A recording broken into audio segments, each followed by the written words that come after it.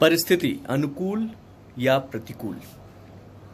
ऐसी कौन सी परिस्थिति है जिसमें आदमी शांत ना हो सके? ऐसी कौन सी परिस्थिति है जिसमें आदमी प्रेम पूर्ण न हो सके? ऐसी कौन सी परिस्थिति है जिसमें आदमी थोड़ी देर के लिए मौन और शांति में प्रविष्ट ना हो सके? हर स्थिति में, हर परिस्थिति में वह होना चाहे तो बिल्कुल हो सकता है। कहानी है, यूनान के एक वजीर को उसके सम्राट ने फांसी की सजा दी। सुबह तक सब ठीक था।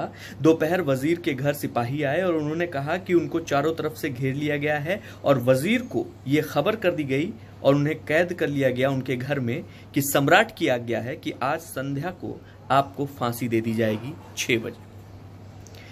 वजीर का जन्मदिन था और एक बड़े संगीतज्ञ को बुलाया गया था। वो अपनी वीणा लेकर हाजिर हुआ था। अभी संगीत शुरू होने को था और संगीतज्ञ के हाथ ढीले पड़ गए। वीणा उसने एक और टिका दी। जो लोग इकट्ठा थे उस महफिल में, वो मित्र उस वजीर के उदास हो गए। पत्नी रोने लगी, लेकिन वजीर ने कहा कि 6 बजने में अभी बहुत देर है, पूरा गाना तो हो जाए, कम से कम खाना तो खा लिया जाए।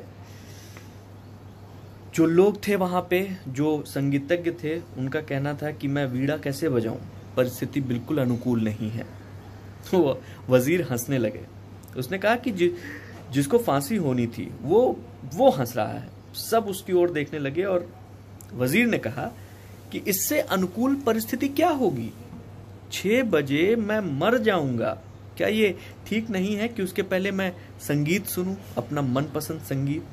क्या ये ठीक नहीं है कि उसके पहले मैं अपने मित्रों के साथ हंस लूं, बोल लूं, उनसे मिल लूं? क्या ये ठीक नहीं है कि मेरे मित्र उत्सव करें? क्या ये ठीक नहीं है कि मेरा घर एक उत्सव बन जाए, कि जाते जाते हर एक क्षण मेरी स्मृति में हमेशा के लिए कुछ इस तरीके से ठहर जाए कि अंतिम क्षण में, विदाई के क्षण में, वो हमारे साथ हमारे चेहरे पर मुस्कुराहट बिखेरती रहे। और हुआ भी यही। वजीर के घर में वीणा बजती रही, भोजन चलता रहा। लोग उदास थे लेकिन परेशान भी थे, लेकिन वजीर बहुत खुश था और वजीर खुशी खुशी सबसे मिलता रहा, आनंद मग्न होकर बैठा रहा, अपनी संगीतज्ञ से वीणा सुनता रहा। ये बात राजा तक पहुंची। राजा को लगा पागल हो गया है क्या वजीर? वो खुद देखने के लिए आया और आकर उसने पूछा कि ये तुम पागल हो गए हो? तुमको पता नहीं है कि तुम्हें शाम को 6 बजे फांसी पर लटकना है? वजीर बोला, खबर मिल गई, इसीलिए आनंद के उत्सव को और तेज कर दिया है। उसे शिथिल करने का तो सवाल ही नहीं उठता, क्योंकि 6 बजे तक हमने आनंद के उत्सव को तीव्र कर दिया है, क्योंकि अंतिम विदा का क्षण स्मरण रह जाए मुझे। राजा ने कहा कि ऐसे आदमी को फांसी देना व्यर्थ है।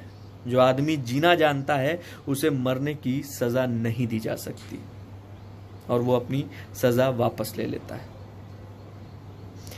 जीवन में क्या अवसर है, क्या परिस्थिति है, ये इस बात पर निर्भर नहीं होता कि क्या है। ये इस बात पर निर्भर होता है कि हम उस परिस्थिति को किस भांति लेते हैं, किस एटीट्यूड में, किस दृष्टि में।